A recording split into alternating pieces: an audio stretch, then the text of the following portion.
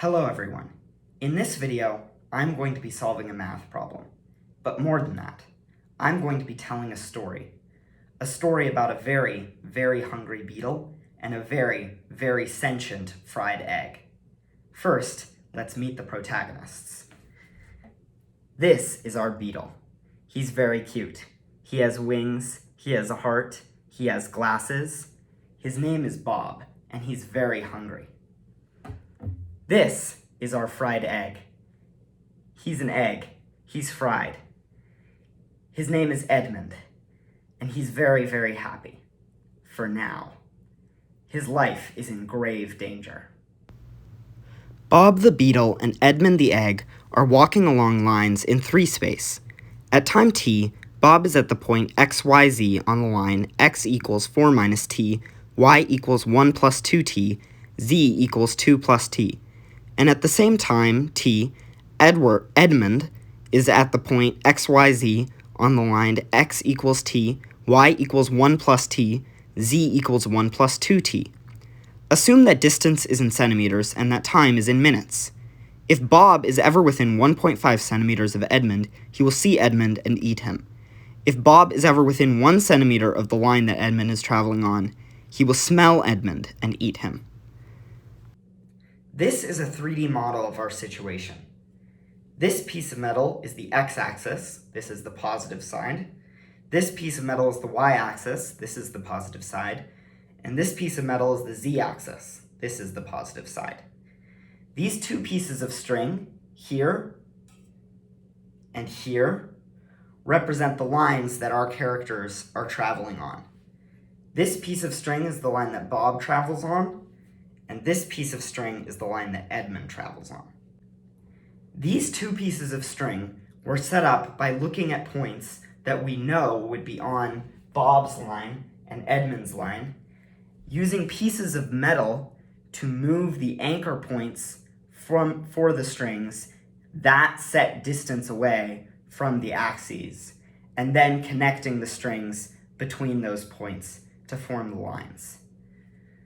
These lines aren't set up extremely precisely, but they can give us a very good idea of what's going on in this situation. Look first at this line, the line that Bob is traveling across. Bob starts at a point here, which is 4, 1, 2.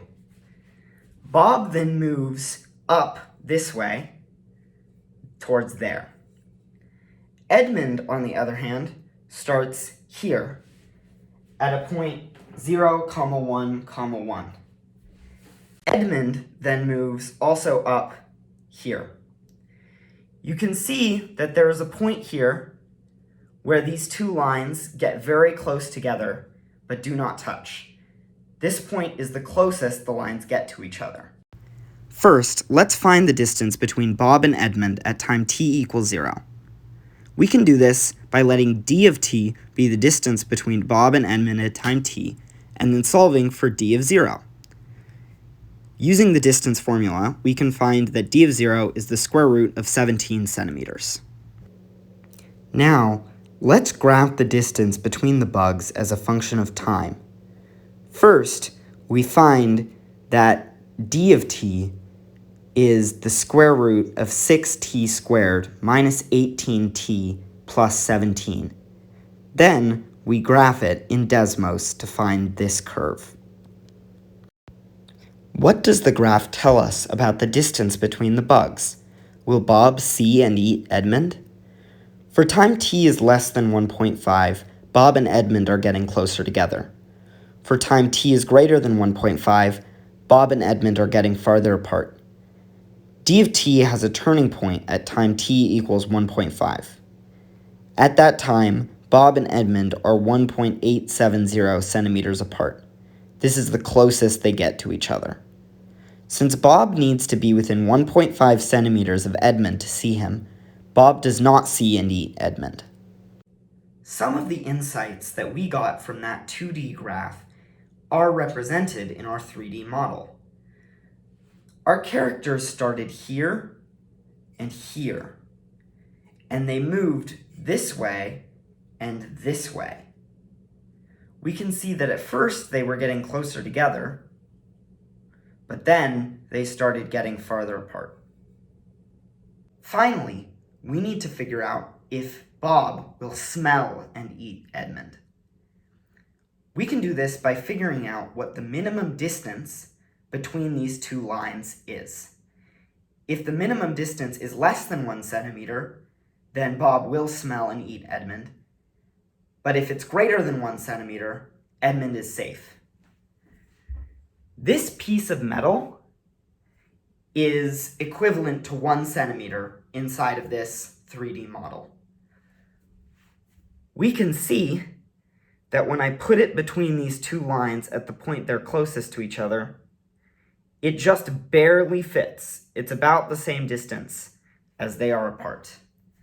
This indicates that the minimum distance between these two lines is very close to 1 centimeter. We will need to use calculations to figure out if it's actually less than or greater than 1 centimeter. To find the minimum distance between these two lines, we will first find a vector between 1 point on Bob's line and 1 point on Edmund's line. We will then find the cross product of the parametric components of these two lines, and then we will project the vector connecting 1 point on each of these lines onto the cross product. This will work because the cross product is guaranteed to be perpendicular to both of the lines. When we do this, we find that the magnitude of this projection is 1.066 centimeters. This means that the minimum distance between these two lines is greater than 1 centimeter, so Bob does not smell Edmund and eat him. Bob is very, very hungry, but Edmund is safe. Thank you so much.